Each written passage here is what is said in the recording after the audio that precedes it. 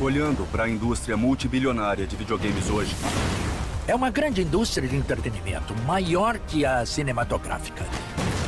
eu acho que ninguém podia imaginar que isso viria de uma origem tão humilde. Tá bom, 1-0 então. Ralph Baer construiu essa pequena máquina no porão dele, que mudou o mundo. Ralph afirma que ele inventou o Pong, mas não foi. Essa patente é besteira. Era uma festa e tanto. Tinha muita maconha. É assim que lançamos os games, hein? Muitas histórias de sexo na hidromassagem da Atari. Era sexo, drogas e videogames. A Atari deixou de ser só uma empresa hippie para ganhar dinheiro. Nolan Bushnell, você é um visionário reconhecido. Eu era jovem e burro.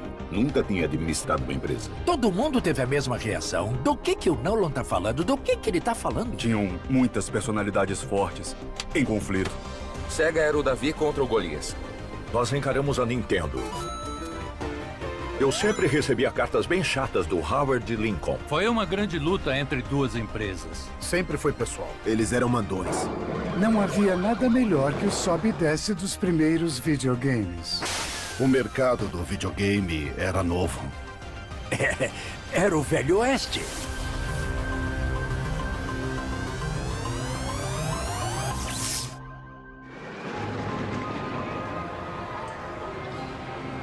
Quando eu estava na escola de engenharia, comecei a trabalhar em um parque de diversões, no departamento de jogos. Senhor, o que acha de arriscar 3 vezes por 1 centavo para ganhar um belo prêmio? Então eu tenho um pouco de experiência em jogos.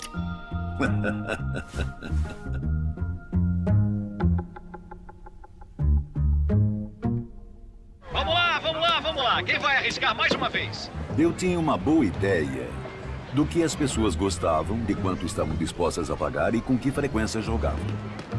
O foco mesmo era fazer as pessoas jogar várias vezes, mesmo que perdessem. Perdeu de novo. Que tal arriscar de novo? E quando eu convencia outras pessoas que elas podiam ganhar, eu me convencia. Então, com o tempo, nós percebemos que o futuro é bastante manipulável só com força de vontade. Por meio dessa experiência, Nolan passou a ver os jogos como uma indústria. Então, ele acabou sendo aluno na universidade, que era, na época, o centro a mais importante no desenvolvimento da computação gráfica. Eu era estudante de engenharia na Universidade de Utah. E lá joguei um jogo chamado Space War. O Space War era um foguete contra um foguete num jogo de 2 jogadores. Tinha um campo de gravidade em torno de um sol e basicamente podíamos disparar mísseis um contra o outro. Eu fiquei hipnotizado. O objetivo do Nolan era pôr um espaço para moedas na máquina e por isso no arcade.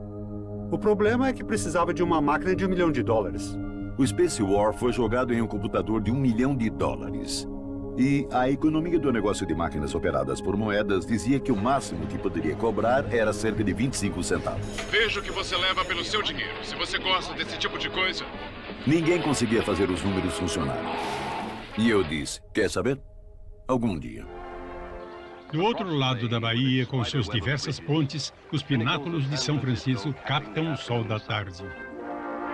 Depois que me formei em engenharia, consegui um emprego na Ampex, no meio do Vale do Silício. Na época, o Vale do Silício era mais conhecido por pomares de ameixeira do que por tecnologia. Quilômetros e quilômetros de pomares perfumados se espalham em uma paisagem de infinita beleza. Não havia empresas de eletrônicos de consumo no Vale, pelo que eu saiba, não mesmo. Eram empresas de semicondutores e empresas militares aeroespaciais. Na Ampex era camisa branca e gravata preta. Muito abafado. Era os anos 70 e todos nós tínhamos nossas roupas hips. Então, eu não estava particularmente animado para trabalhar na Ampex, mas meu colega de escritório, Ted Debney, devia ser um dos melhores engenheiros da Ampex. E não se esqueça, o Space War mexeu com a minha cabeça. E de uma hora para outra, o custo do circuito de média escala passou de $2,80 a peça para 15 centavos. E quando vi essa queda de preço, eu disse, agora é a hora de fazer uma cópia do Space War. E eu fiz o Computer Space. O circuito estava indo bem, mas no que dizia respeito ao arcade, eu pensei, esse é um jogo espacial? Então eu modelei essa coisa espacial e o Ted encontrou um fabricante de barcos de fibra de vidro para fabricar. Era um arcade de fibra de vidro muito futurista que era muito incrível, com cores brilhantes. Parecia uma espécie de foguete deco. Nos campos universitários, o Computer Space funcionou muito bem. Mas, por isso em um bar de trabalhadores, não deu certo. Ele tinha muitos botões, sabe? As pessoas não entendiam como jogar, os nerds entendiam porque eles estão acostumados com computadores. Foi muito decepcionante. Foi quando aprendi que o axioma básico dos bons jogos é fácil de aprender, difícil de dominar. Sabe, nem por um femtosegundo acho que eu voltaria a Apex. Então eu decidi sair e começar uma empresa com o Ted e acabamos chamando de Atari.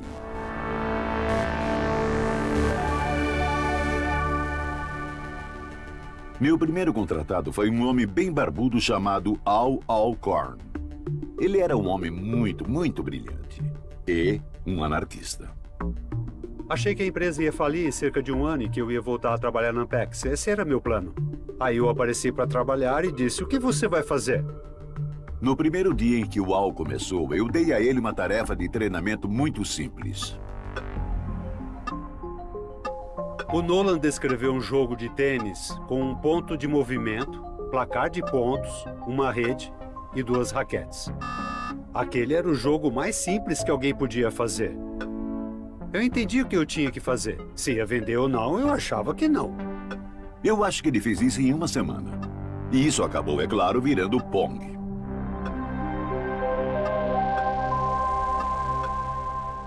Quando meu pai Ralph viu o Pong pela primeira vez, ele reconheceu que era um produto derivado do que ele já tinha inventado bem antes.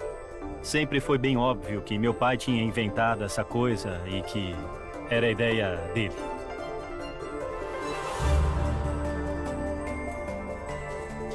Uma das pessoas mais importantes nessa indústria foi Ralph Baer, é claro. Pegue o seu útil Sweet Tooth Scrubber. Ele sempre pensava em jeitos de usar o que estivesse por perto, para fazer outras coisas. E isso incluía coisas como jogos de ação que nós conhecemos. Espero que tenhamos um pouco de diversão. E se todos se reunirem, vamos jogar um jogo de ping-pong juntos. É isso aí, pra cima, pra baixo. E agora está complicado, hein? Eu roubei a ideia do Ralph Baer? Sim e não. 1, 2, 3. Eu achei que fosse só um jogo. Nós criamos o que chamamos de caixa de todos os propósitos. Os módulos plug-in vão cobrir uma variedade de aplicativos, como jogos de TV. Não há dúvida que Ralph Baer inventou o console doméstico de videogame para televisão. Então, acho que ele é um cara interessante. Ele nasceu em 1922 na Alemanha, durante a ascensão de Hitler. Ele conseguiu sair da Alemanha 6 meses antes da Noite dos Cristais. A maioria da família Baer pereceu nos campos de concentração. Mas Ralph se estabeleceu em Nova York. E ele era um técnico de rádio. Ele levava jeito para ser técnico. No dia 1º de setembro de 66, meu pai estava parado em frente ao prédio da autoridade portuária em Nova York. E já fazia anos que ele tinha a ideia de usar a televisão para mais do que apenas uma máquina passiva. Mas foi nessa hora que ele sentou e escreveu tudo. Foi um momento de descoberta. O Ralph foi pioneiro na maneira de entender o quanto se poderia usar a TV para alguma coisa além da visualização passiva. Com essa caixa, quando chegam os comerciais, a pessoa aperta o botão, um gravador começa, o televisor vai gravando. A visão dele era que a TV podia ter um uso melhor. Na manhã seguinte, não consegue lembrar o canal em que viu uma coisa que você queria sair e comprar. Uma das coisas novas que isso poderia fazer era impulsionar as compras. É só você discar o número certo, eu disco o número da empresa no meu telefone e o seu pedido será realizado e entregue sem nenhum problema. Ele era a Amazon de 1969. A empresa em que ele trabalhava na época, a Sanders Associates, trabalhava para o Exército.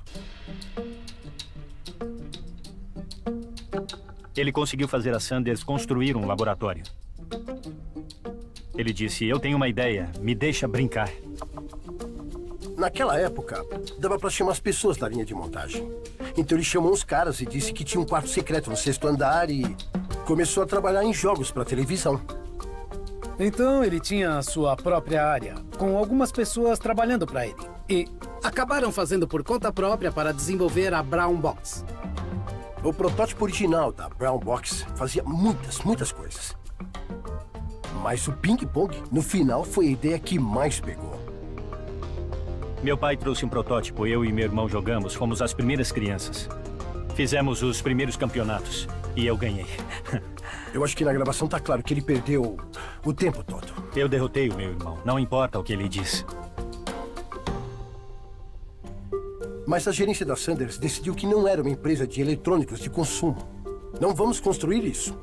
Ela procurava por um licenciado. Não estavam no negócio de fazer produtos de consumo. Enfim, ele se sentou com a Magnavox e eles produziram um produto comercial chamado Magnavox Odyssey. A primeira linha Odyssey era um console preto e branco. E tinha 2 botões separados onde a pessoa controlava os pontos. Não dá para projetar coisas na sua tela sem ter um supercomputador. Então eles fizeram umas folhas de plástico para parecerem com uma quadra de tênis. O Odyssey foi exibido em 1972, no Vale do Silício. Foi uma demonstração. Muitas pessoas foram chamadas, inclusive pessoas de outros negócios. Nolan viu a Odyssey da Magnavox lá. Ele assinou o livro de visitas e ele foi. Eu ouvi dizer que havia um videogame sendo exibido e eu pensei, essa é a minha área? Quem me afrontou fazendo videogame? Mas não fiquei impressionado desde o minuto em que o vi. Era confuso. A interação era engraçada porque o jogador tinha o controle da bola após acertar.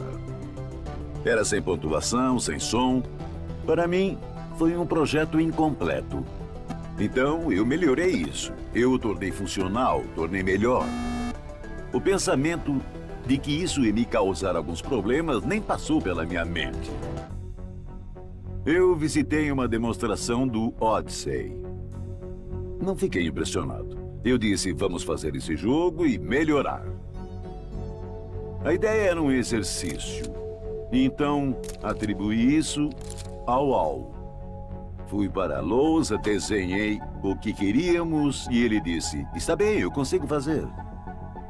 Conseguimos fazer funcionar, mas foi terrível. Com certeza não era divertido, porque era muito rápido e não dava para pegar o jeito, ou era muito lento e ficava chato demais. Al Alcorn olhou como era o jogo Odyssey e achou um jeito de tornar esse jogo mais atraente. A primeira coisa que precisávamos era garantir que o jogo tivesse uma ofensiva.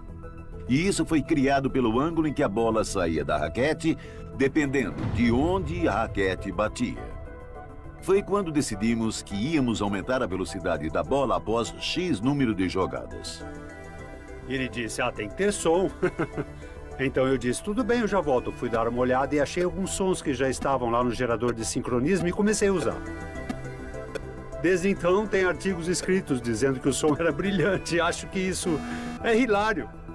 Eu acho que em 3 semanas ficou tão divertido que ficávamos depois do trabalho para jogar a maldita coisa. Em algum momento, o Nolan e o Ted disseram, tá legal. Vamos colocar o jogo no arcade e deixar no local na Taverna Handicaps, para ver o que o público acha. Era um bar de cerveja pequeno, um local simples, sabe? Que tinha um monte de jogos nos fundos. 3 dias depois, recebemos uma ligação para comparecer lá e pensamos, droga, temos um problema com a máquina. Daí eu fui até lá e, para minha surpresa, quando abri a caixa de moedas, saiu um monte de moedas. Não estava quebrada. Estava tão cheia de moedas que a máquina não aguentava mais. As pessoas ficavam esperando o bar abrir, então eles entravam para jogar e jogavam o dia todo. Me lembro de estar na Taverna Handicaps e o Nolan chegar e me dizer, vamos entrar no negócio de fabricar. E eu e o Ted dissemos, de jeito nenhum, somos engenheiros, não sabemos nada de manufatura.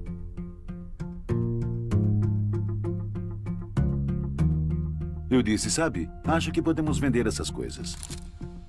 nós tínhamos dinheiro suficiente, $300, para comprar as peças para 12 unidades.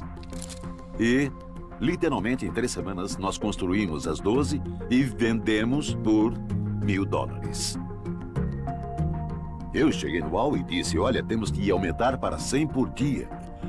Ele disse, você ficou louco, Nolan? Insano. Sempre que eu vejo uma ideia nova, eu penso na hora em todas as razões para aquilo não dar certo. Eu sou um pessimista. Mas eu sou otimista e acredito que se achamos que podemos fazer isso, é porque podemos.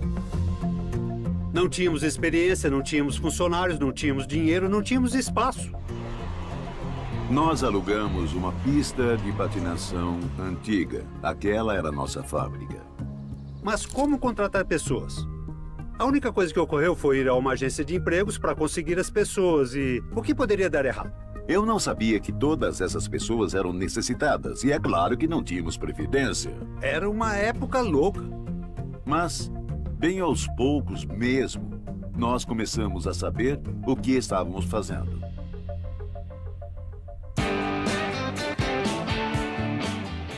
Aqui é onde tudo acontece. O edifício de engenharia Atari e seu ambiente bucólico na pitoresca Sunnyvale, composta por um grupo de técnicos que são verdadeiramente notáveis em sua área. Eu entrei na Atari e vi um monte de pessoas que estavam muito envolvidas no trabalho. Estavam animadas com o que estavam fazendo. Eram da minha idade. Aquilo era muito legal para mim. Não parecia um trabalho. É que tinha rock and roll tocando na fábrica o tempo todo. O que era incrível. Eu lembro do Steve Miller, o Mood Blues.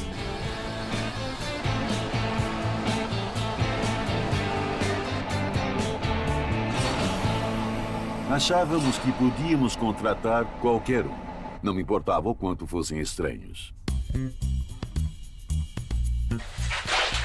Totalmente em condições de fábrica, com as peças originais da Atari roubadas diretamente da fábrica. Eu escrevi um manifesto que resumia os valores da nossa empresa. Queríamos tratar a todos da maneira mais igual possível. Por exemplo, eu não permitia vagas de estacionamento reservadas para os executivos. Não nos importávamos como a pessoa se vestia, não nos importávamos quando a pessoa ia trabalhar e nem se a pessoa ia trabalhar. Faça seu trabalho e está tudo bem. Tínhamos essa atitude, as pessoas eram adultas e livres para fazer o que quisessem. Éramos engenheiros jovens, excitados, flertávamos e tinha uma brincadeira engraçada. Eu lembro de uma moça que fazia o top do biquíni de couro. Algumas pessoas usavam. Não se usava a parte de baixo, era desnecessário. Muitas pessoas, depois de uma bebedeira, iam para casa juntas, com certeza. Eram os anos 70 e isso fazia parte da cultura americana nessa época.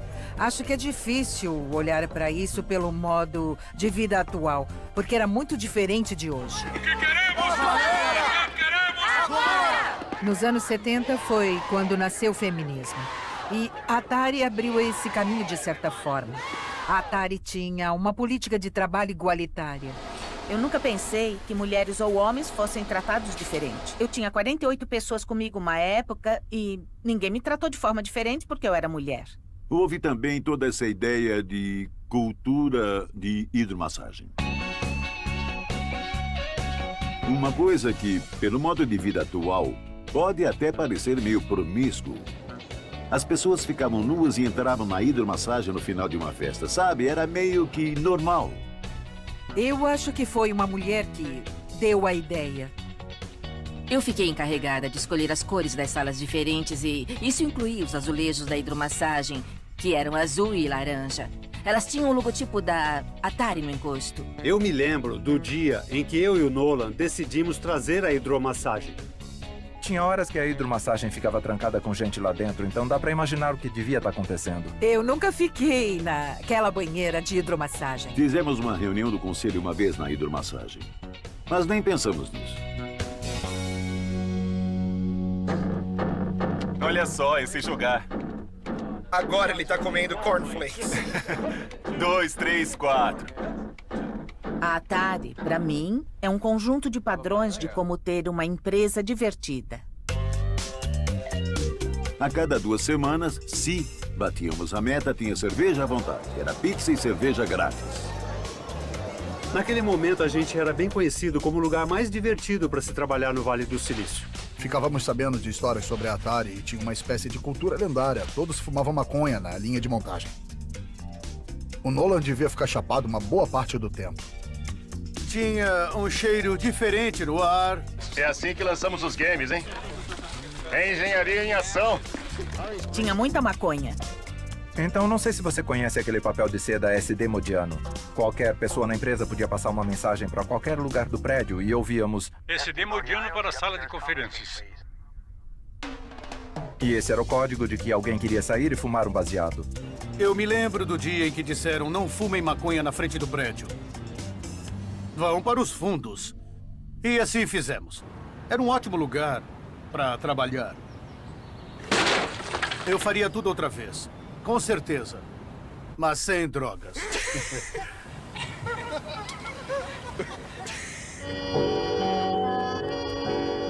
O que sua família faz nessas tardes chuvosas dentro de casa? Ou naqueles dias de inverno frios e tempestuosos? Divirta-se com o Odyssey. O Odyssey finalmente chegou ao mercado em 1972. Demorou um pouco. A Magnavox atrasou o lançamento.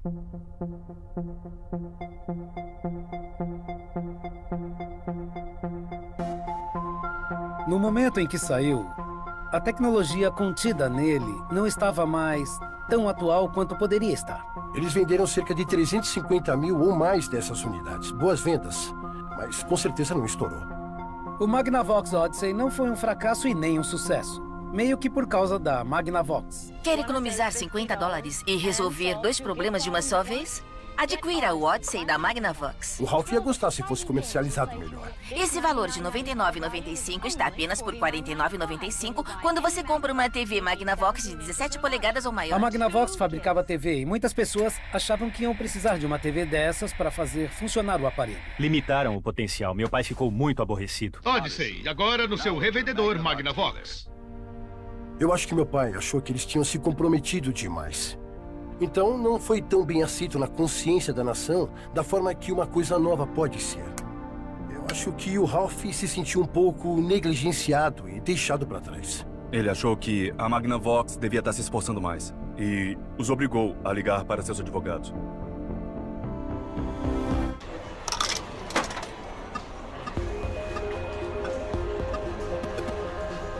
Pong foi um fenômeno. Então as vendas foram fáceis. Os distribuidores diziam, me mande 10, mande 10. E de repente, eu tinha uma carteira de 4.000 unidades. O problema era que qualquer um poderia entrar no negócio. Todo mundo estava copiando nossa máquina. Mas, naquela época, a gente nem pensava em patente. Porque no mercado de videogames, a tecnologia se movimenta tão rápido que sempre tivemos coisas melhores para fazer com o tempo do que disputas de patentes. O compromisso da Atari com a inovação foi tão grande que eles não estavam preocupados com o controle desse setor. Nós tínhamos uma estratégia de apenas fazer melhor, melhor e melhor. E então, de Pong, nós fomos para Pong Doubles e Quadra Pong. E depois, Space Race. E continuamos fazendo. Tinha o Tank, que acabou sendo um grande jogo para nós. Gotcha, Night Driver, Sprint. Um ótimo jogo de dirigir, não tinha nada a ver com a realidade. Tinha um jogo que eu queria fabricar que se chamava Breakout. Era um jogo de raquete e bola, e nenhum dos meus engenheiros queria fazer. Mas um dia um cara entrou no saguão e disse, eu não saio daqui até você me contratar. Ele estava mal vestido, era mal-humorado e ousado.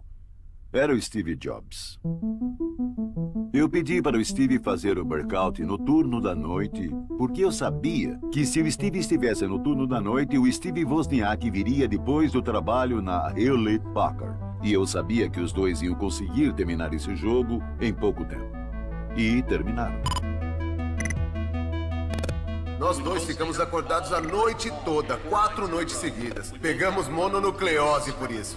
Estávamos estressados demais, mas encaramos e projetamos isso. Eles receberam um bônus de $5 mil. 20 anos depois, Wozniak estava sentado na minha cozinha e eu disse: Ei, quando você recebeu aquele bônus, o que fez com ele? Com $2.500? Ele balançou a cabeça e disse: o Steve fez isso comigo de novo. O Steve disse a Wozniak que era um bônus de $500. E então ele deu 250 e pegou o resto. O Steve saiu e depois teve a ideia de fazer um computador pessoal. Ele chegou em mim e disse: você quer um terço da Apple Computer por $50 mil? E eu recusei. Mas me arrependi depois. Só um pouco. Nolan Bushnell, você é um visionário reconhecido nessa parte do mundo. Então você viu que o Pong ia trazer? Sabe, não... Você viu? Tenho certeza se eu achei que ia ser tão grande assim tão rápido. Nós tínhamos falado muito sobre uma versão doméstica de nossas coisas. Muito. Mas a economia de nossa tecnologia não permitia isso. O único jeito de fazer uma versão doméstica do Pong era pondo tudo num pedaço de silício, um chip personalizado. Mas o Al chegou em mim e disse: acabei de achar uma nova tecnologia. E então, de repente, a oportunidade de colocar o Pong no chip era real. Era um console pequeno, 2 botões. E era lindo. Acho que acabamos fabricando cerca de 180 mil. Vendemos todos.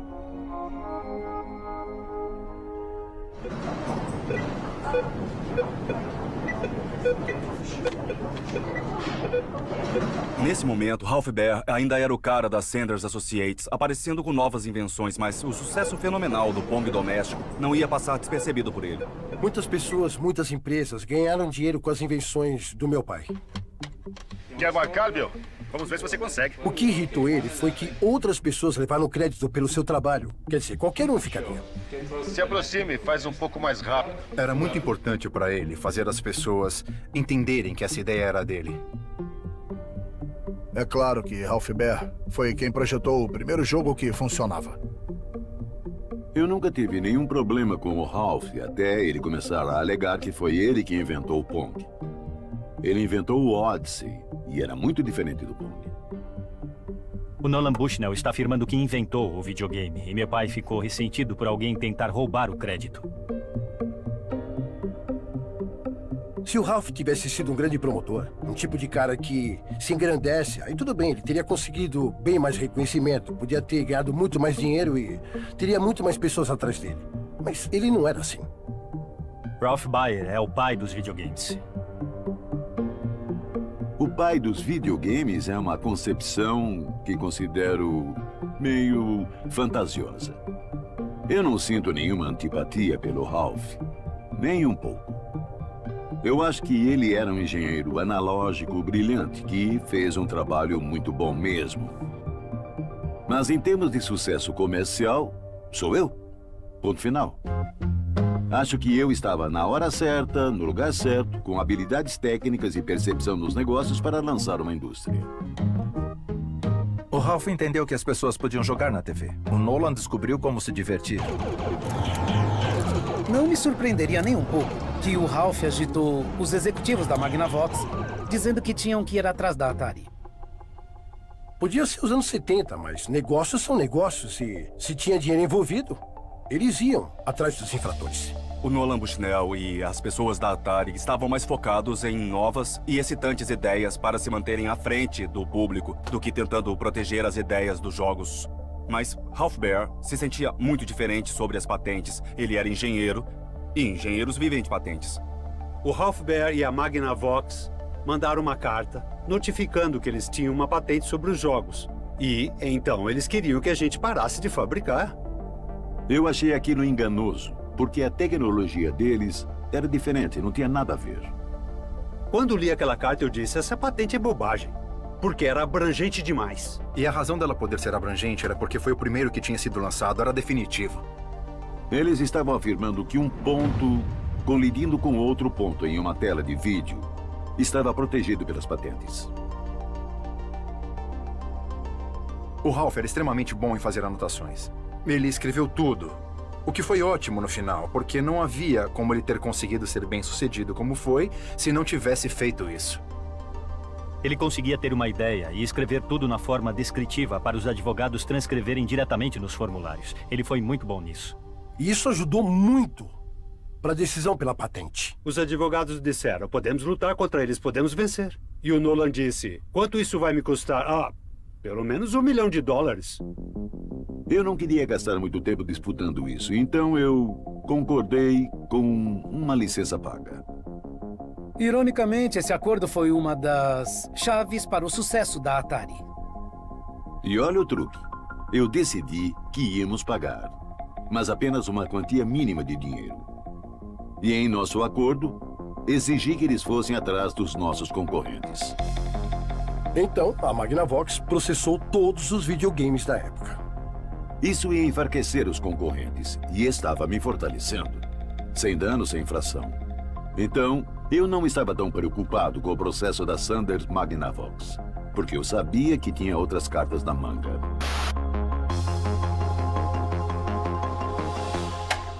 Vamos lá, pra cima. Então, no começo do console doméstico, o console só jogava um jogo. Perdi, 1-0. O próximo passo seria criar um console que pudesse aceitar vários jogos.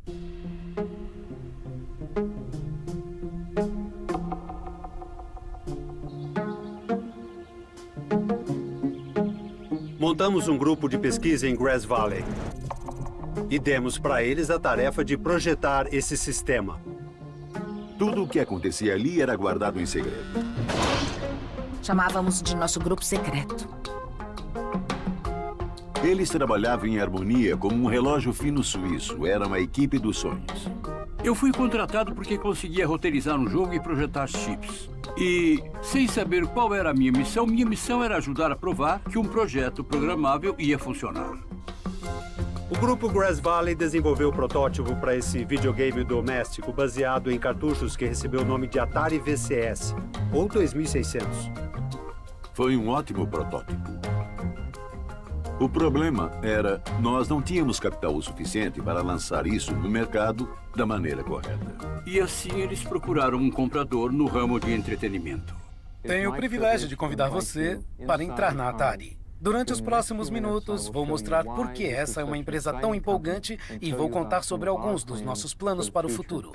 Banqueiros e todos começaram a chegar, então a empresa tentou se arrumar e melhorar um pouco, ser mais corporativa. Puseram um código de vestimenta e nada de barriga de fora. Nós conversamos com a Intel, com a National Semiconductor, os vizinhos do Vale do Silício. Ninguém quis saber.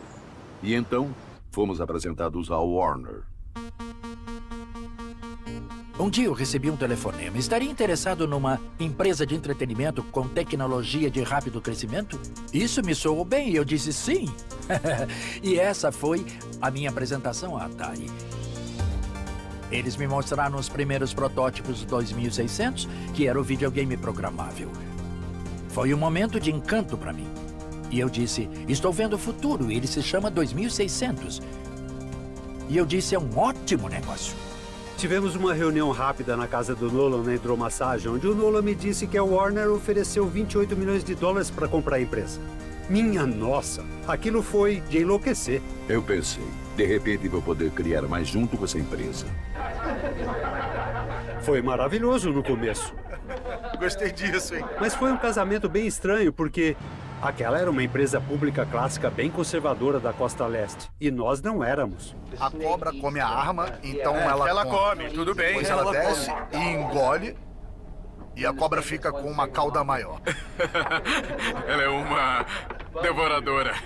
Eu lembro de ter escrito um memorando que dizia: o problema é que esses caras estão um pouco fora de controle e se dermos muito dinheiro a eles, não sei como vou controlar. Por quê? Por quê?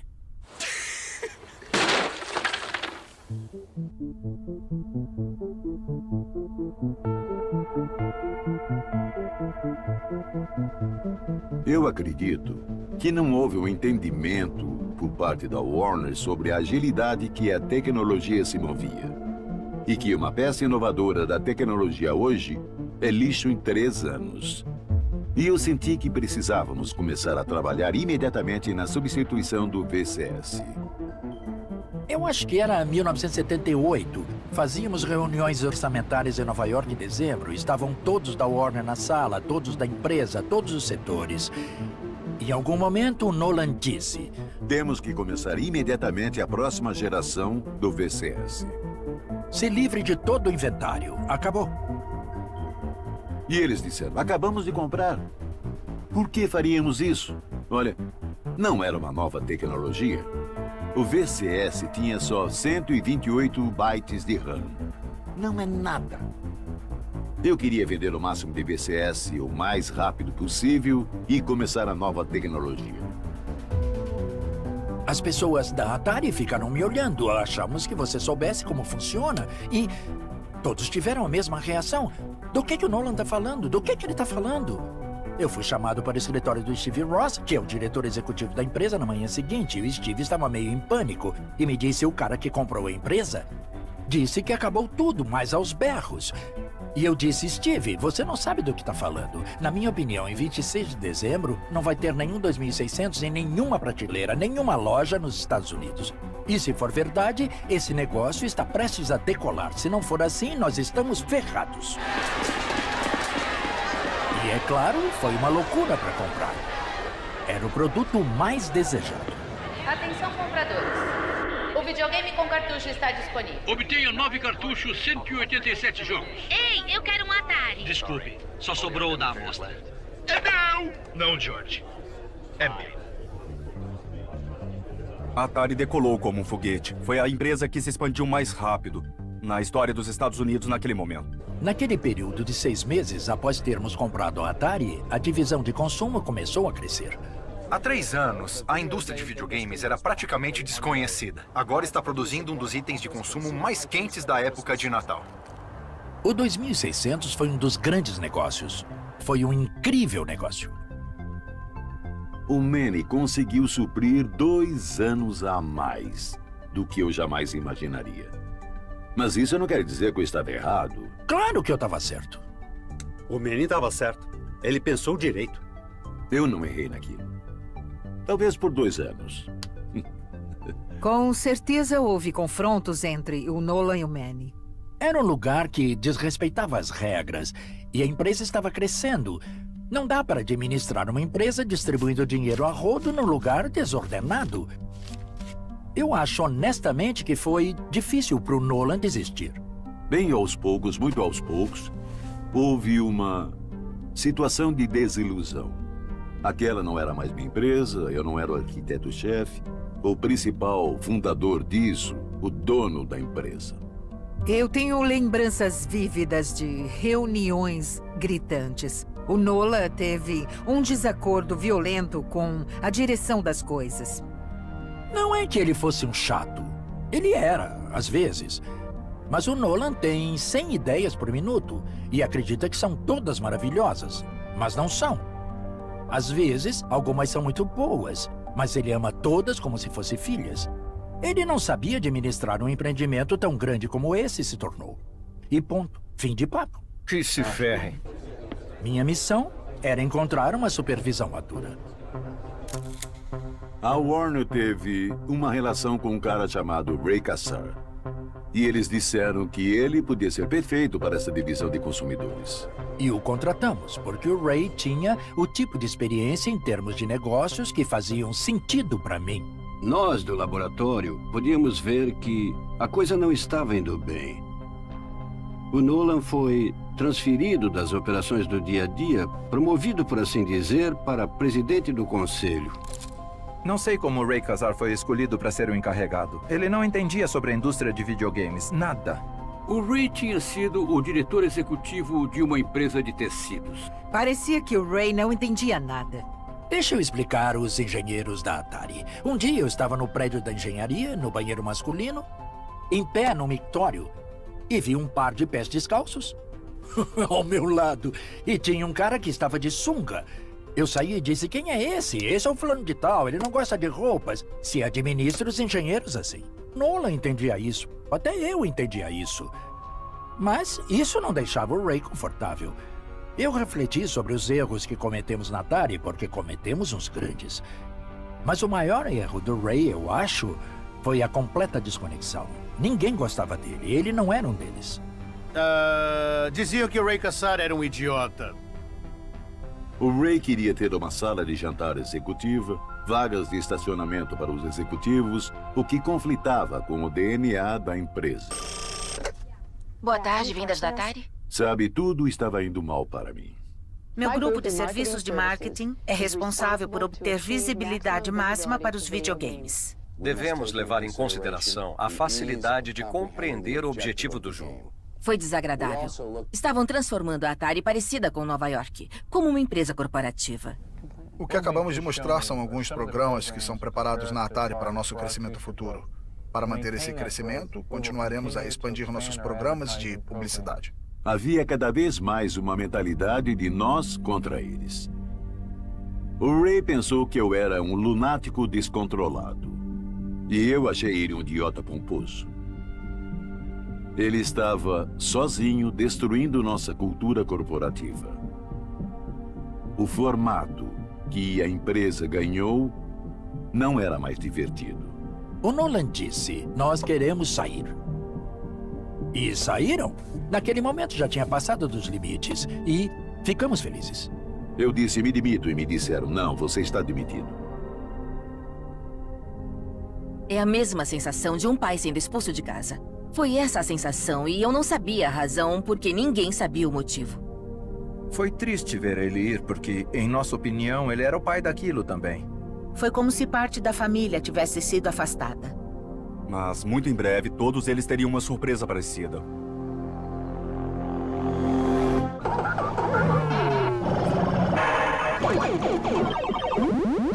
Essa sinfonia de ruídos eletrônicos é a música do dinheiro. A indústria dos videogames movimentou quase 3 bilhões no ano passado. Esse ano, para provar que eles não são uma moda passageira, 5,5 milhões de consoles de videogames serão vendidos. O início dos anos 80 foi a era de ouro do negócio de videogames. O mercado dos videogames domésticos estava explodindo, mas era o mercado de jogos de arcade que estava impulsionando isso. Foi dali que os grandes sucessos vieram. E a Atari tinha muitos deles e outras empresas também. Todos esses ótimos jogos eram tão diferentes um do outro. Asteroids, Centipede, Tempest, Galaga, Missile Command. O Battlezone tem que estar nesse grupo. Defender, Joust, Dig Dug e, obviamente, Donkey Kong. Um dos primeiros jogos que consolidaram os videogames como uma mídia duradoura foi o Space Invaders. O Space Invaders foi um jogo arcade de sucesso que a Atari não criou. O Space Invaders foi um fenômeno nos arcades. Eu passei um dia no prédio da engenharia e os engenheiros estavam jogando uma versão de arcade do Space Invaders. Eu atravessei a rua até o escritório do Ray e disse, Ray, eu quero uma coisa. Pegue esse Space Invaders e crie uma versão doméstica desse jogo e licencie o nome deles. Pague eles. E você não pode licenciar o nome, roube a ideia. Entendeu? Eu quero esse jogo. Quando começamos a vender o cartucho, ele levou o Atari 2600 para outro universo. O apelo hipnótico de destruir eletronicamente invasores inimigos levou a uma das maiores e mais rápidas explosões da indústria de brinquedos. O Space Invaders foi bem sucedido porque o videogame foi capaz de reproduzir esse jogo como ele existia no mundo dos arcades. A tecnologia do arcade era mais robusta e não dava para colocar na sala de TV. Pac-Man era um grande sucesso no arcade e podia ser jogado no Atari 2600, mas não parecia exatamente o mesmo jogo. Ele não tinha o que o jogo oferecia em um arcade. O Pac-Man tinha um monte de fantasmas perseguindo seu boneco e dava para ir a qualquer lugar e comer os minúsculos pontos que o jogo doméstico não conseguia desenhar.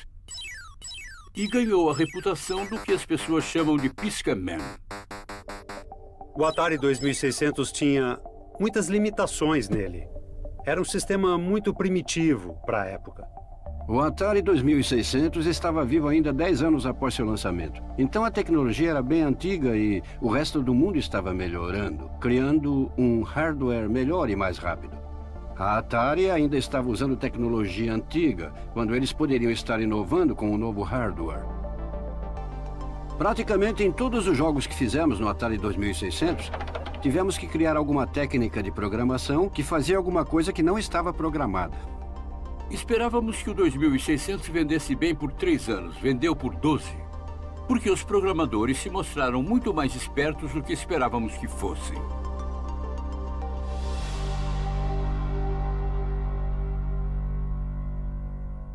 Eu sou o David Crane, C-R-A-N-E. Larry Kaplan, K-A-P-L-A-N.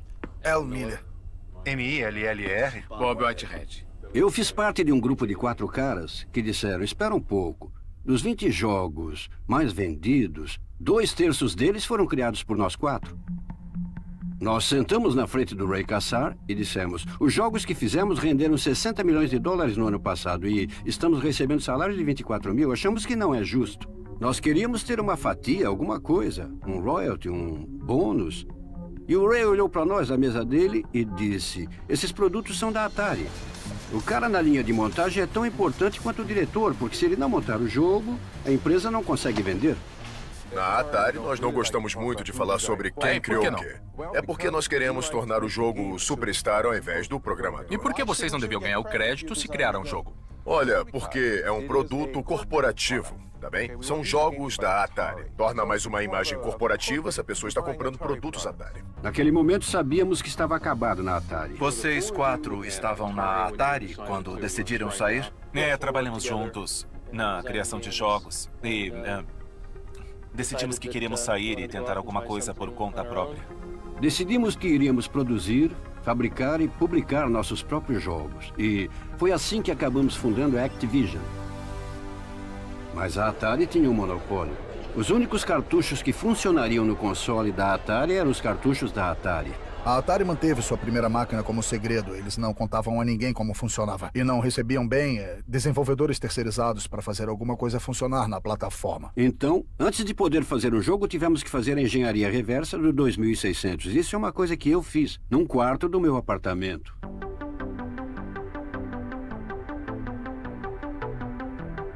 Por anos, eu estava tentando pôr um homem correndo num videogame. Mas o Atari 2600 não foi projetado para fazer isso. E eu disse, eu vou fazer isso, nem que eu morra. Eu estava perdido na selva com Pitfall Harry, rodeado por escorpiões e crocodilos comedores de gente. Se você ainda não conheceu Pitfall Harry, você está perdendo a aventura de videogame mais incrível do ano. Pitfall para o Atari 2600 e Intellivision, projetado por David Crane. Acredito que a Activision vendeu cerca de 4,5 milhões de cópias do Pitfall, gerando cerca de 50 milhões em receita de atacado. Perdido na selva. Nem todo mundo sabe, mas foi uma das primeiras aparições em comercial de TV do Jack Black. Ele tinha apenas 12 anos, eu acho. Eu sabia que a dominação da Atari logo chegaria e tentaria tirar eles do negócio legalmente. Só porque a Atari era assim. Tínhamos bons advogados. E eles disseram, a Atari vai processar vocês. Ela não tinha razão para nos processar, mas nos processou. Eles foram processados por roubo de segredos comerciais. Eles alegaram que nós roubamos propriedade intelectual. E nós não tínhamos feito nada do tipo. Eu não lembro as razões, mas sim, não vencemos. Depois que o processo foi resolvido com a Atari, ficou claro que fazer videogames para console de outra empresa era uma coisa que podia ser feita. Então acabamos criando o negócio de lançamento de jogos de videogame terceirizados que conhecemos hoje. Qualquer um poderia fazer um cartucho para o 2600. E foi isso que matou a empresa. Para o Atari Video Computer System, Star Master, da Activision.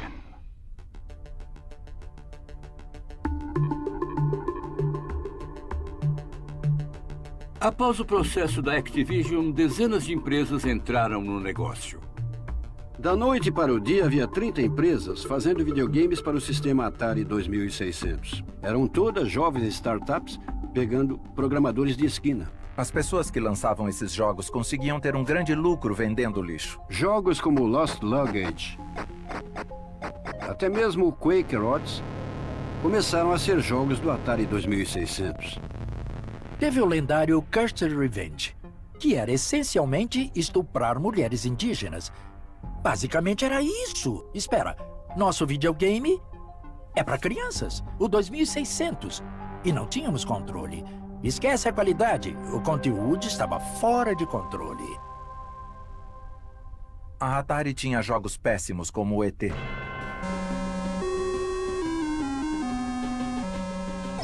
O ET, o jogo para o Atari 2600, é considerado o pior jogo já feito. Steven Spielberg, que dirigiu o filme, insistiu que o jogo fosse programado para seguir a trama do filme. Steve Ross era o presidente e diretor executivo da Warner Communications e estava agradando o Spielberg. Ele gostava do Spielberg e eles se gostavam. Não me lembro do valor, mas eu garanto que custou mais de 20 milhões de dólares esse cartucho. Estávamos loucos. Mas tinha que sair no Natal e, quando o acordo foi assinado, faltavam 6 semanas para criar o jogo. O videogame que nos ajuda a levar o ET para casa. Bem na hora do Natal. Feliz Natal, da Atari. Estava fadado a dar errado no momento que foram avisados. Vocês têm só esse prazo para um cartucho, então façam o melhor que puderem. Na primeira tela, ele já caía num buraco. Game over. Eu sou um especialista em jogos e não consegui tirar o cara do buraco. Foi terrível. Ele vendeu como um sucesso por uma semana e começaram a ser devolvidos. E havia essa lenda urbana de que milhões de cartuchos do ET tinham sido enterrados no deserto. E é uma ótima história. Só que não era verdade. Na época, a fábrica em El Paso estava fechando. E eles apenas tiraram tudo que era para o atacado ali. Não tinham só os ETs. Tinham peças dos Ataris 400, Ataris 800. Eles não podiam deixar no mercado. Então só deixaram em um aterro. Fora isso, o ET foi uma decisão comercial muito pobre e custou milhões e milhões de dólares. Problemas na terra dos brinquedos, pelo menos na divisão de videogames. A Warner Communications, a empresa proprietária da Atari, vem enfrentando grandes problemas desde o Natal. Em 7 de dezembro, eu lembro que recebi uma ligação. O diretor financeiro disse: estamos estimando uma queda de 30%. E foi assim que aquela coisa toda começou então a dar errado. O problema é uma superabundância de concorrência. A Atari já foi uma das 3 empresas neste negócio. Esse ano temos cerca de 25 empresas vendendo cartuchos. A possibilidade de outras empresas fazerem jogos matou a Atari. Se tivéssemos evitado os jogos das outras empresas, estaríamos bem. Muitas pessoas acham os jogos ruins, isso e aquilo. Não foi nada disso. Eles tentaram colocar 15 milhões de unidades no mercado que já estava saturado. E foi isso que causou o colapso. A Warner caiu 1,25 hoje e 16,75 ontem. A Atari Incorporated está demitindo 1.700 funcionários na Califórnia. A Atari demitiu um grande número de pessoas e vendeu a divisão de produtos de consumo. Foi vendida, foi dividida em 2. A Atari acabou. A euforia pelo videogame acabou. Eu achava que a Atari era minha filhinha, era minha herdeira. Foi muito triste ver ela morrer. Era o melhor lugar que alguém podia querer trabalhar. Eu me vi andando pelos corredores desse prédio vazio e, puff, todo mundo foi embora. Li coisas recentemente quando Nolan diz: a pior coisa foi vender para Warner Communication. Que coisa estúpida. Eu me lembro em 83 o Manny dizendo: olha, o negócio dos videogames acabou. Acho que é a única vez na história dos negócios que o líder do mercado abandona os negócios. E eu sempre fico bravo comigo por não sair arrecadando dinheiro e recuperar o negócio. O Nolan previu exatamente o que aconteceu. Então foi triste. Eu só meio que balancei a cabeça, estalei a língua e disse: que pena. As pessoas achavam que o fim da Atari significava o fim da indústria dos videogames. Mas, como se viu, elas estavam erradas. Por mais surpreendente que pareça, a indústria de videogames está com problemas. Em 1983, houve um grande declínio no mercado, desencadeado pela falência da Atari. A Warner, que perdeu $500 milhão no ano passado na divisão da Atari, está vendendo a Atari e saindo dos videogames e computadores. Depois que a Atari caiu, a indústria de videogames estava morta. Com a Warner saindo, a indústria acaba? Acho que é verdade. Tudo estava sem esperança. Será que os viciados em videogames estão perdendo seu vício? Ou o conceito de videogames doméstico é uma moda passageira? A mídia concluiu que os videogames domésticos eram uma moda passageira. A indústria de videogames está se tornando muito parecida com o bambolês. As pessoas pararam de comprar e acabou. Os produtos da Electronic Arts estão sendo lançados em 83. E nossos vendedores diziam: para quem estamos vendendo isso?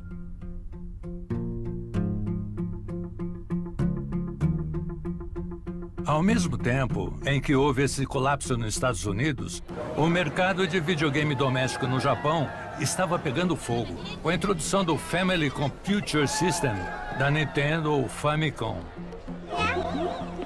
O Famicom saiu em 1983 e no Japão foi um enorme sucesso. Mas no mercado americano ainda não estávamos prontos, porque os varejistas tiveram prejuízo. E isso nos deixou meio que num dilema: o que fazemos? E a resposta foi: esperamos. Queríamos ter certeza de que quando apresentássemos nosso produto, os varejistas seriam convencidos a aceitá-lo. No final, em 1985, a Nintendo lançou o Entertainment System. Você será aquele a testemunhar o nascimento do incrível Nintendo Entertainment System?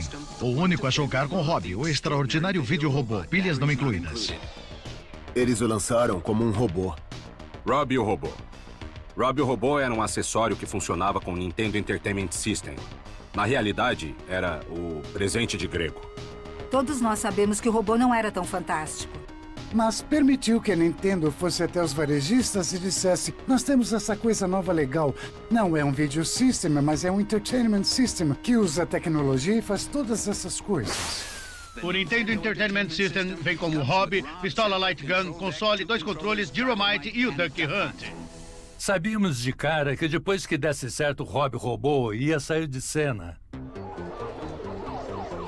Antes de lançarmos o Nintendo, a Nintendo era estritamente uma empresa de jogos de arcade. E um dos seus grandes sucessos era o Donkey Kong.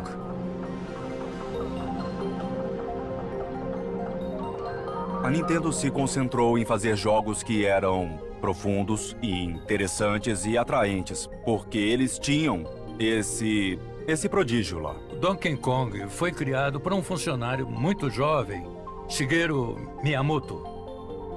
Um artista nato. Acabou que ele era um gênio criativo. No jogo, um cara de bigode e chapéu vermelho que está se esquivando de bolas que estão sendo lançadas por um gorila. Tivemos que inventar um nome para esse personagem e alguém lembrou do nome do dono do nosso imóvel, Mario Segale. Então decidimos que chamaríamos esse personagem de Mario e o Sr. Miyamoto adorou. Então ele começou a criar jogos do Mario. Não há substitutos para grandes jogos. Essa é a chave para esse negócio. E, sem dúvida, o jogo que fez a Nintendo, tanto nos Estados Unidos e ao redor do mundo, foi o Super Mario Bros.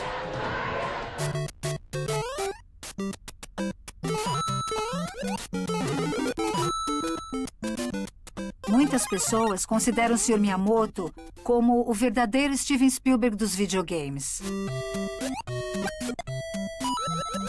É um pouco alucinógeno. Acho que se pensarmos no Mario Bros,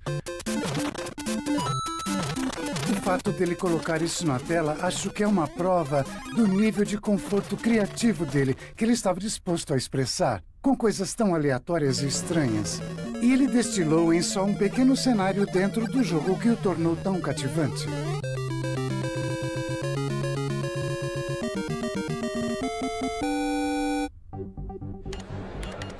Esse ano, as crianças e seus pais gastarão mais de 3 bilhões de dólares em videogames e cartuchos de jogos.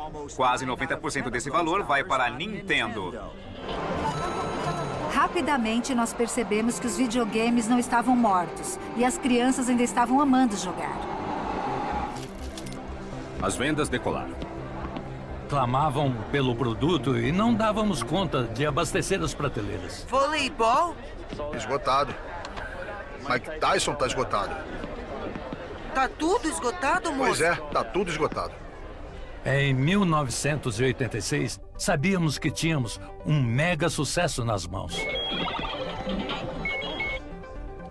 Mas na época em que nós estávamos em pleno lançamento do Nintendo, havia outra empresa japonesa que estava fazendo videogames. A gigante das empresas de videogames, Nintendo, não é mais a única opção no mercado. Nós certamente conhecíamos a Sega. A Sega introduziu um sistema de videogame doméstico concorrendo com a Nintendo. O Sega Master System era um sistema de 8 bits e não teve muito sucesso contra a Nintendo em nenhum mercado. O Sega Master System foi quase como voltar no tempo, porque eles pegavam jogos de arcade que eram legais. Mas quando passaram para videogame, ficaram ruins. Então ninguém achou que a Nintendo pudesse ser vencida por uma empresa como a Sega. Olha, acho que ficou bom assim. Nós estávamos em completa ascensão. Ninguém pensou que ia acabar.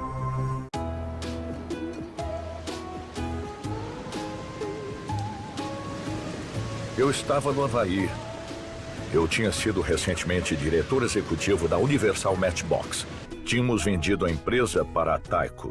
E eu estava desempregado numa praia no Havaí com minha família. De repente, o Hayo Nakayama, diretor executivo da Sega do Japão, aparece de terno e gravata e começa a falar comigo sobre a Sega. Eu queria saber como ele me achou. E, em segundo lugar, o que você está fazendo aqui? Ele queria que eu fosse para o Japão com ele e olhasse o que a tecnologia de 16 bits poderia fazer para a indústria de videogames. Todos os sistemas até então eram de 8 bits. A última coisa que achei que ia fazer era entrar no mercado de videogames. Mas, quando vi os 16 bits, eu fiquei impressionado. Eles eram tão diferentes, tão dramaticamente melhores, que eu entrei para a empresa. Tom Kalinske era um executivo famoso da indústria de brinquedos. E a gente não acreditava que ele se juntaria a uma pequena empresa como a nossa. Eu achei que havia uma chance de pelo menos conquistar alguma fatia de mercado da Nintendo. Quando a Sega decidiu lançar o Sega Genesis de 16 bits, o Nintendo era muito forte. E Tom Kalinske costumava chamar isso de Davi contra Golias. Qual é o sistema de videogame de 16 bits mais legal, com verdadeiros jogos de arcade, ótimos gráficos, desafio verdadeiro, som estéreo e os melhores títulos também? Genesis da Sega. Genesis, a nova geração em videogames.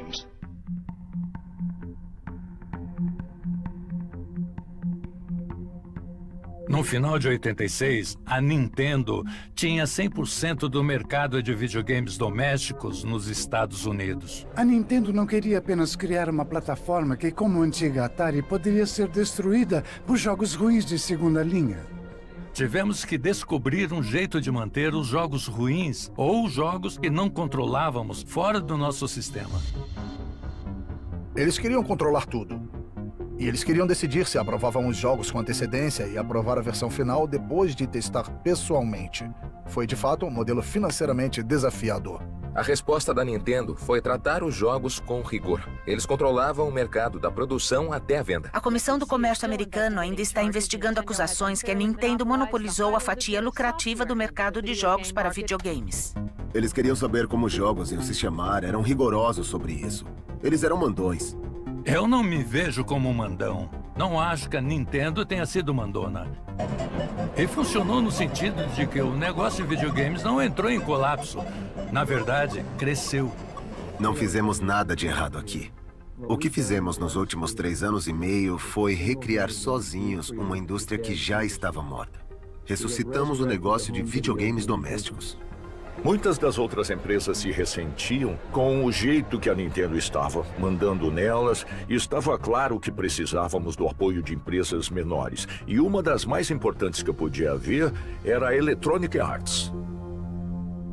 A parte da indústria que eu ajudei a lançar foi a publicação de jogos como conhecemos hoje. Era praticamente uma operação amadora até eu lançar a Electronic Arts. Eu comecei a levar a SEGA a sério quando ouvi boatos que eles tinham uma máquina 16 bits. Nós pensamos, uau, nós podemos fazer ótimos jogos para ela. E então eu pensei, por que não descobrimos sozinhos como fazer jogos para essa máquina, para não termos que ficar presos a um contrato de licença extremamente injusto? Eu ouvi da minha equipe que a Electronic Arts havia revertido a engenharia do sistema Genesis e que estavam planejando lançar jogos no Sega Genesis System sem pagar royalties para nós. E achei isso errado. Então eu fui para a Electronic Arts e tive uma reunião nada amigável com o Trip Hawkins. O Tom foi muito útil porque ele é um bom homem de negócios americano, razoável e articulado. Ele pode não se lembrar disso, mas perguntei para ele, eu disse, Trip, sua mãe já te ensinou a diferença entre o certo e o errado? E ele ficou muito chateado com isso. A SEGA disse para ele, trabalhe conosco em conjunto para vencer a Nintendo. E o Trip gostou da ideia. E nós elaboramos um contrato de licença que acabou sendo bom para todos.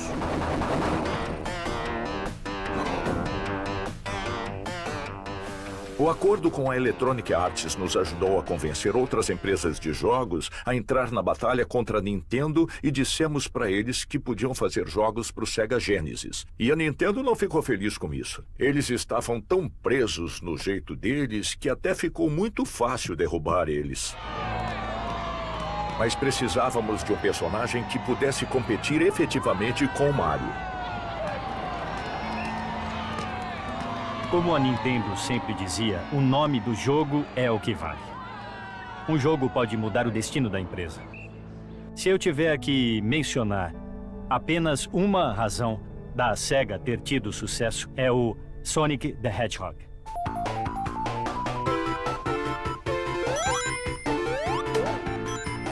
Quando finalmente tive a chance de ver o jogo, fiquei impressionado. Mostrava os gráficos do sistema Genesis, mostrava a velocidade. Eu não tinha certeza se poderia ser tão bem sucedido quanto o Mario, mas com certeza a gente ia tentar. Eu sabia que em vez de ir diretamente contra a Nintendo, nós tínhamos que fazer alguma coisa diferente. Então minha filosofia básica foi, tudo bem, vamos esquecer o menino de 9 a 12 anos e vamos atrás de um grupo de pessoas mais velhas. O mercado dos jogos de 16 bits acreditamos que é um mercado muito mais sofisticado e estamos focando no adolescente e adulto. O Nintendo era o videogame que os pais davam para os filhos. O nosso videogame era um presente de um tio desajustado. E depois, em termos de marketing, provocamos a Nintendo, tiramos sarro dela. Faz. O que Nintendo não faz. A SEGA faz o que a Nintendo não faz. Ou alguma coisa assim. Achei engraçado. Também inventamos o famoso grito da SEGA. SEGA! SEGA! Eu comecei a levar meus filhos para a escola de manhã e quando o nosso carro chegava, as meninas gritavam SEGA, SEGA pra mim. E aí eu pensava, nossa, até as meninas estão gritando SEGA, é ótimo.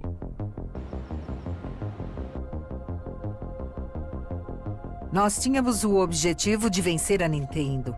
Toda vez que alguma coisa surgia e era um obstáculo, pensávamos, o que precisamos fazer para vencer a Nintendo? Eles começaram a atacar dizendo que o Mario era um encanador velho e baixinho e eles tinham alguma coisa mais rápida, mais legal. E não dava só para responder, não, o Mario é mais legal. Era um alvo fácil, sabíamos que eles não respondiam, então dava para ser ágil e deixá-los tontos. Estavam bem na frente, com os comerciais e todo o marketing. O Sonic 2 entra facilmente em qualquer caixa de ferramentas. Compre agora. O Sega Genesis tem Blast Processing. O Super Nintendo não. Eu recebia cartas desagradáveis do Howard Lincoln para parar e desistir da nossa publicidade. Acho que não estávamos levando aquelas coisas a sério, até que eles começaram a ganhar uma parte do mercado. Aí começamos a levar a sério.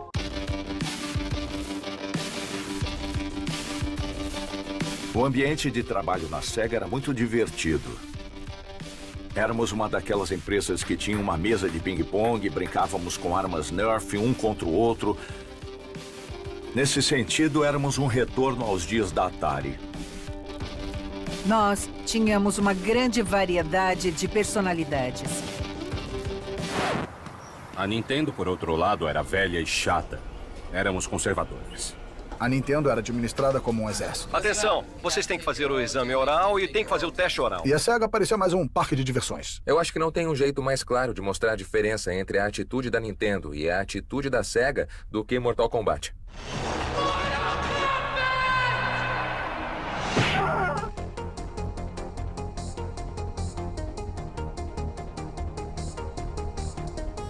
Mortal Kombat foi um jogo projetado para atrair os interesses mais adultos de um adolescente. Se você derrubar ela 2 vezes, você mata ela. Os rapazes adoram violência e sangue. Isso torna o jogo excitante. Tinha uma violência bastante gratuita. Arrancar corações e degolar cabeças. O sangue estava jorrando à vontade. As cabeças são arrancadas com as espinhas presas. Dá pra arrancar a cabeça de um cara. É o que os adolescentes querem. Hoje você ri e diz por que todo mundo ficou tão incomodado com isso.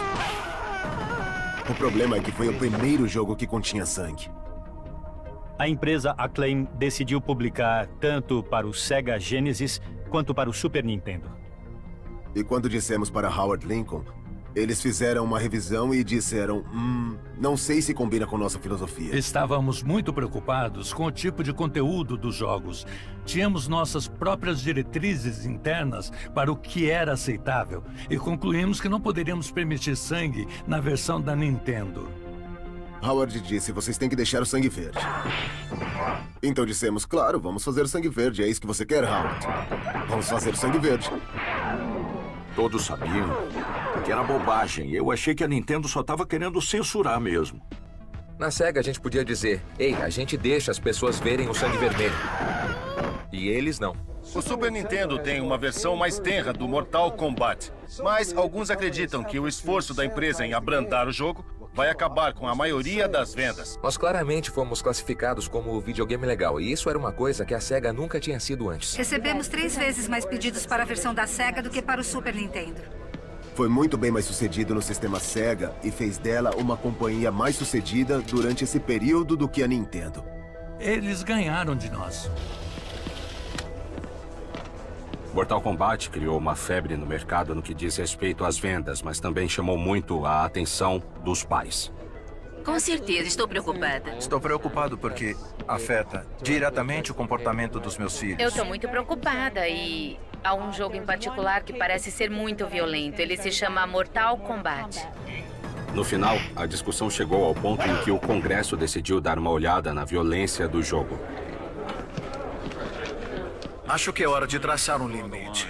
Eu sei que é uma questão onde os pais querem que tracemos um limite na violência dos videogames. O senador Lieberman e seu comitê decidiram investigar a violência nos videogames domésticos. O que vocês estão prestes a ver são cenas dos novos videogames mais violentos. Primeiro temos o Mortal Kombat. É um videogame doente e nojento no meu julgamento. Quem produziu esse lixo devia se envergonhar. Eles acharam que isso estava distorcendo as mentes das crianças e que devia haver controles do governo sobre quais tipos de jogos deviam ser lançados no mercado. Se não fizerem nada a respeito, nós faremos. Tomaram a decisão de me enviar, apesar de eu estar na SEGA apenas por alguns meses. Mas eu tive o benefício de ter vários anos na Nintendo. Decidimos enviar Bill White para representar a SEGA porque o Bill trabalhou para o Howard e pensamos, isso vai incomodar bastante o Howard. Eu não posso estar aqui e fingir para vocês que, de alguma forma, o negócio de videogames foi transferido hoje das crianças para os adultos. Não foi, e o Sr. White, que é ex-funcionário da Nintendo, conhece o público-alvo tão bem quanto eu. O Howard era um advogado formado. Então, eu não acho que foi um duelo muito justo para o Bill. Eu acho que ele foi jogado para os leões. Crianças pequenas compram isso nas lojas hoje e ele sabe disso tão bem quanto eu. A Nintendo basicamente ficou do lado dos senadores.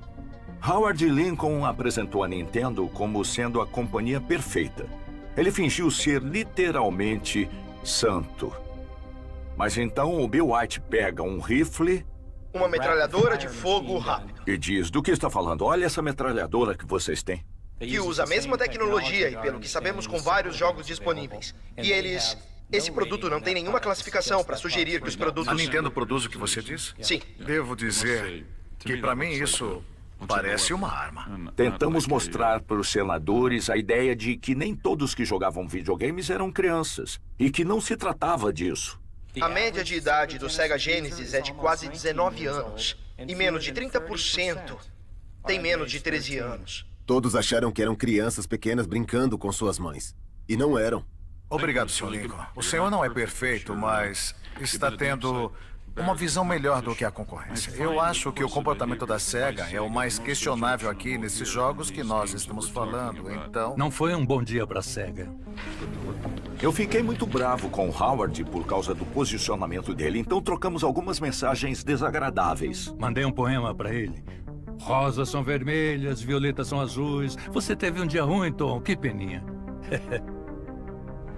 Mas houve uma preocupação crescente que a investigação do Senado causaria um impacto negativo nas vendas de videogames domésticos. Por causa da publicidade negativa, ficamos preocupados que o mercado desaparecesse outra vez. Mas no final, serviu para o bem da Nintendo e para o bem da SEGA desenvolver um sistema de classificação que permitisse ao consumidor, os pais, escolher quais jogos eram adequados para os filhos.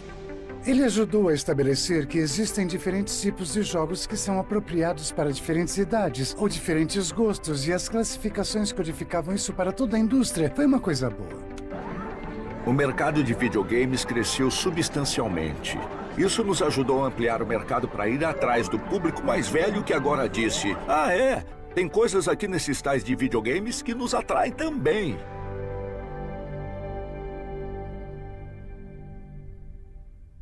Não vai demorar muito para que os jovens atores, que costumavam sonhar em ir para Hollywood, sonhem em ir para o Vale do Silício. O futuro com a tecnologia de CD-ROM significa a qualidade de produção que você está acostumado a ver em filmes.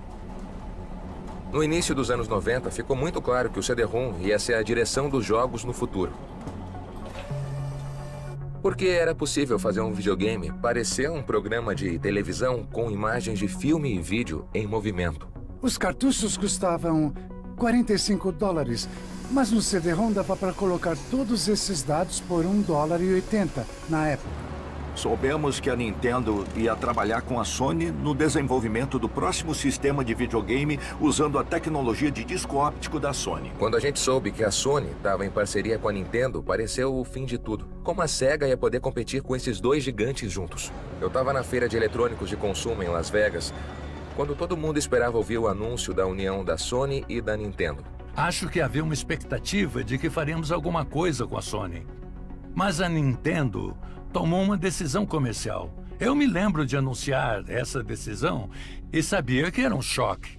Howard Lincoln surpreendeu o mundo dizendo que eles usariam a tecnologia de disco óptico da Philips e não da Sony. E parece que eles não tinham contado isso para a Sony antes da declaração. Então os executivos da Sony ficaram furiosos. E foi um momento de susto total. A Sony foi pega de calças curtas. Dá para imaginar que a Sony levou para o lado pessoal naquele momento. Na cultura japonesa, foi uma humilhação incrível para essa marca nacional icônica como a Sony ser deixada no altar pela Nintendo. Ao invés de trabalhar com outra empresa como provedor do conteúdo dos jogos, eles se empenharam em desenvolver a própria plataforma deles que puderam controlar desde o início. Acho que mexemos com uma coisa séria. Aquilo era muito sério. Pode parecer para todo mundo que não foi nada na história, menos para os viciados em jogos, mas aquilo foi um marco no desenvolvimento de toda a indústria. Aquilo foi um ponto de virada para a indústria. A história nunca seria a mesma. Sony Corp lança um novo aparelho de videogame. A Sony teve uma ideia muito boa de entrar no mercado. Sabíamos pelos fatos que a Sony estava lançando um sistema que poderia nos fazer muito mal.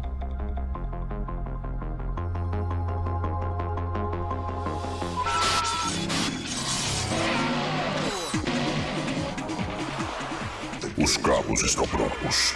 Aí você está. Quando ouvimos rumores da comunidade de desenvolvimento sobre como o PlayStation ia ser poderoso, particularmente que os gráficos 3D eram muito ricos e rápidos, presumimos que ia ser um sistema muito caro. Quer dizer, se você parar para pensar, muitos produtos eletrônicos de consumo da Sony eram sistemas bem caros. Ouvimos dizer que o videogame da Sony teria um preço final de $500. E achamos que não seria bem sucedido porque sabíamos que o preço era muito importante na indústria dos videogames. A Nintendo não estava muito preocupada. Eles pensaram, se eles vão custar $500, é um problema para eles. Houve muita conversa sobre qual seria o preço. Começou em $499 e convencemos eles de que era necessário que fosse mais barato. Iam vender por $399. Acho que a Nintendo deve ter pensado, tudo bem, se eles quisessem ser agressivos, eles venderiam a $399. Mesmo assim, é muito caro. Nós apelamos por um longo período de tempo que precisava ser um preço bem mais baixo até o dia do anúncio. Eu estava lá na sala quando o PlayStation foi lançado. Eu vou pedir ao presidente da Sony Computer Entertainment dos Estados Unidos, Steve Race, que se junte a mim para uma breve apresentação. Eu tinha um discurso preparado, mas eu joguei fora e disse... 299.